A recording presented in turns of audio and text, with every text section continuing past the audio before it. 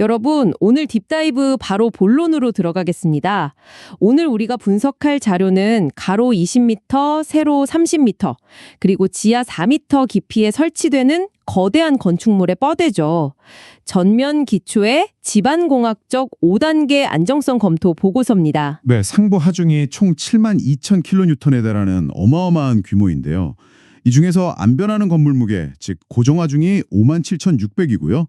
사람이나 집기류 같은 활하중이 14,400kN입니다. 오늘 목표는 이 엄청난 무게를 땅에 어떻게 버티는지, 그 복잡한 공식들이 어떻게 붕괴를 막는 방어선이 되는지 낱낱이 해부하는 겁니다. 본격적인 분석 전에 일단 설계의 기준점이 되는 최악의 조건부터 세팅해야 하잖아요. 맞습니다. 보고서의 집안 데이터를 보면 지하 수위가 지표면, 그러니까 GL과 완전히 일치합니다. 땅이 물에 푹 잠겨있는 상태네요. 그렇죠. 흙의 정확력은 최저로 떨어지고 건물을 띄우려는 부력은 최고조에 달한 아주 가혹한 상태를 가정한 겁니다. 여기에 현장 흙은 사질토, 그러니까 모래 지반이고요. 내부 마찰각 32도, 흙의 일반 단위 중량은 19kN/per 세제곱미터라는 기본 재원이 주어져 있습니다. 자, 이 악조건 속에서 1단계 방언선, 집안 반력 계수 산정부터 보죠.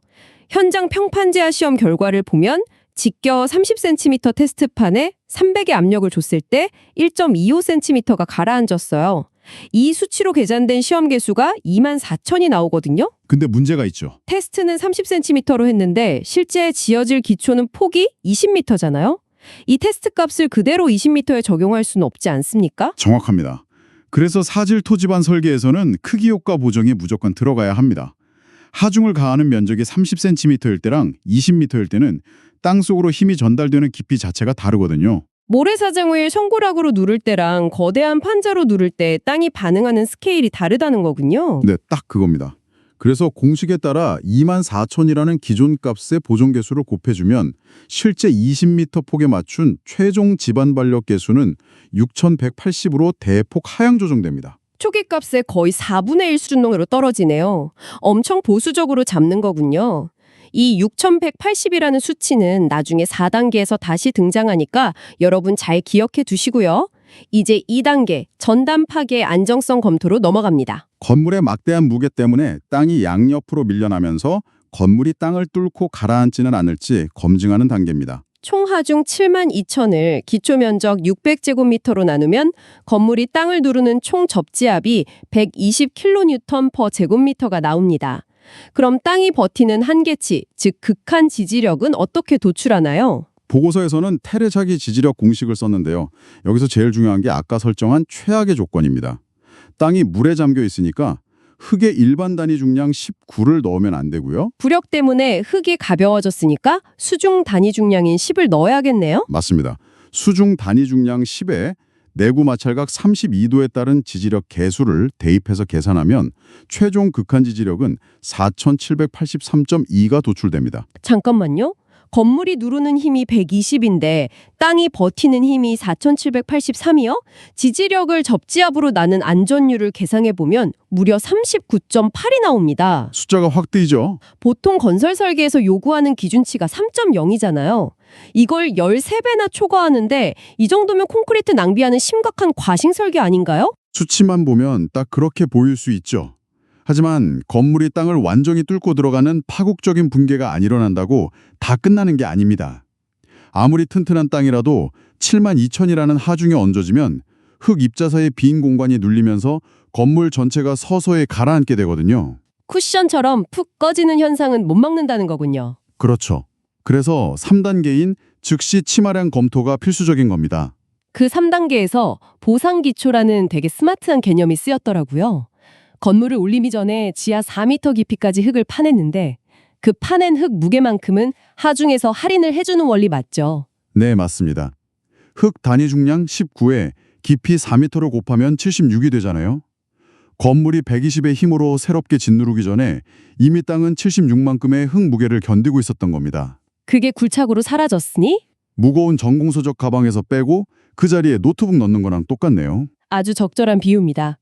그래서 집안이 실질적으로 체감하는 추가 하중, 즉 순접지압은 전체 하중 120에서 파낸 흙 무게 76을 뺀 44로 뚝 떨어집니다. 44. 통쾌한 수치네요. 그럼 이 44의 순 접지압이 흙을 얼마나 압축시키는지 탄성 치마 공식을 통해 보면 포화송비 0.3, 탄송계수 45,000을 대입해서 도출된 실제 치마량이 0.0146m, 즉 14.6mm입니다. 허용 기준치가 25mm니까 치마 안정성도 완벽하게 통과했습니다. 자, 뚫리지도 않고 가라앉지도 않습니다. 그럼 4단계 기초 두께는 뭘 방어하려고 정하는 건가요? 기초가 고르게 가라앉지 않고 어느 한쪽만 푹 꺼지는 비등 치마를 막아야 하거든요. 이걸 방지하려면 기초가 어떤 하중에도 휘어지지 않는 완벽한 강성체로 버텨줘야 합니다. 도면에 보니까 기둥 간격이 8m네요. 네. 이 간격에서 기초가 안 휘려면 강성 반경이 최소 2.5m 이상이어야 합니다. 이 강성을 확보하려면 두께가 얼마나 필요할지 역산해 보는 거죠. 여기서 콘크리트 탄성 계수, 포화송비, 그리고 우리가 1단계에서 구해둔 6,180. 그 집안 반력 개수가 여기서 투입되는군요. 네. 그렇게 방정식들을 역산하면 이론적으로 필요한 최소 두께는 0.47m로 나옵니다. 이상하네요. 이론적 최소 두께가 0.47m인데 최종 설계 도면을 보면 실제 기초 두께는 1.0m로 2배 넘게 두꺼워졌어요. 왜 수학적 계산값을 안 쓰고 막대한 콘크리트를 쏟아붓는 겁니까? 이론은 0.47을 가리키지만 엔지니어 서명은 1.0에 지킵니다. 이게 현장의 불확실성 때문인데요. 0.47m는 기초판 전체가 안 휘기 위한 최소 조건일 뿐이고요. 현장에서는 얇은 기둥들이 기초판을 송곳처럼 뚫고 나가버리는 치명적인 파괴, 펀칭 전단 위험이 항상 도사리고 있습니다. 얇은 종이 위에 연필 세워서 누르면 찢어지지만 두꺼운 책 위에서는 안 찢어지는 이치군요. 맞습니다. 게다가 직경 큰 철근들을 여러 겹 교차 배근해야 하는 시공 공간 문제, 콘크리트 타설 시 품질 관리 리스크 같은 현장 변수들을 전부 방어하려고 1.0m라는 두께를 채택한 겁니다. 현장 변수가 수학을 압도하는 대목이네요. 자, 이제 마지막 5단계, 지하수 부상 안정성 검토입니다. 앞서 최악의 조건으로 지하수가 지표면까지 차오른 상태를 상정했죠.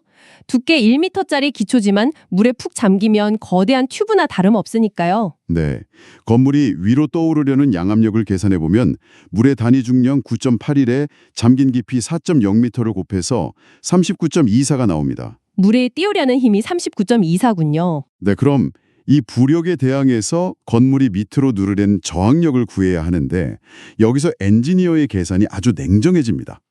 상부 총하중 72,000 안에는 사람이나 가구 같은 활하중 14,400이 포함되어 있잖아요. 그렇죠. 언제든 빠져나갈 수 있는 무게죠. 맞습니다. 건물이 떠오를 위기 상황에 그 안에 있는 사람들이나 집기류가 건물을 눌러줄 거라고 기대하면 안 되죠. 그래서 부상 저항력 계산할 때는 이 활하중을 100% 배제합니다. 철저하네요. 오직 절대 안 변하는 콘크리트 뼈대 무게, 고정 하중 57,600만을 면적으로 나눈 96만을 저항력으로 인정하는 겁니다. 물이 띄우려는 양압력은 39.24인데 활라중 싹 빼고 건물이 누르는 힘은 96이네요. 이걸로 부상 안전율 계산하면 2.44가 나옵니다. 단기 허용 기준 1.1을 2배 이상 통과했어요. 부력 때문에 건물이 뜰 위험도 완벽히 차단됐습니다. 네, 이렇게 모든 검증이 마무리되었습니다. 자, 정리해보겠습니다. 크기 효과 보정에서 4분의 1로 낮춘 반력 계수, 기준치 3.0을 13배 초과한 지지력 안전율 39.8, 허용치 안에 여유 있게 들어온 치마량 14.6mm, 펀칭 전단 고려해서 1m로 키운 두께, 마지막으로 활라중 다 빼고도 기준치 훌쩍 넘긴 부상 안전율 2.44까지 모든 데이터가 완벽하게 설계 정당성을 증명하네요.